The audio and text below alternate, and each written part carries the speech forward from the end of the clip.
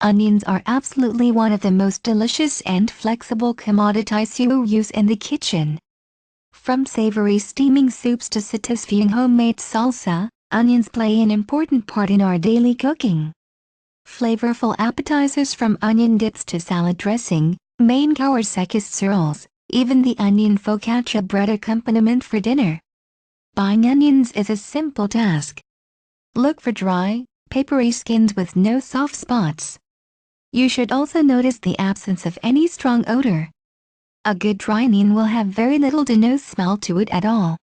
If it has a strong onion odor, the onion has already begun to turn bad. Varieties of onion include Vidalia Texas, 1015, red, green, the Walla Walla from Washington and Maui from Hawaii.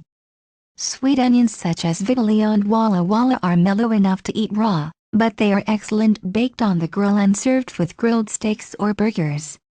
Try them in the oven too. Caramelizing onions during cooking will give a rich sweetness to our soups, enhancing kitchen aromas and have everyone asking, "What's for dinner?" Followed shortly by fabulous, superb imperfection. Grab an old pair of your wife's pantyhose, cut off the legs. Now you simply drop an onion down into the leg of the hose and tie a knot directly above the onion. Repeat this process until each onion is secured and hang the hose in a cool, dry, well-ventilated space, out of direct sunlight. To remove the onion, simply cut the hose with a pair of scissors right below the knot and the onion easily falls out. You should be able to keep your onions for about 3 months. Kosher salt is one of the best things to use to remove the smell of the onion from your hands. Wash your hands using a little dishwashing soap, water and about a teaspoonful of salt. Any salt will do. I just like the coarse texture of the kosher salt. Rinse your hands and repeat if necessary. Tears when you chop those onions? How do you get rid of the tears? Here are a few simple suggestions to ease your pain.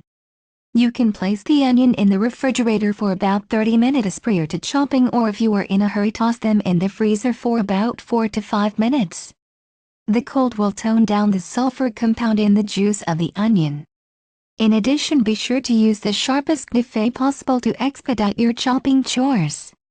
If you like this video, please share, like, and subscribe to our channel. Have a nice day.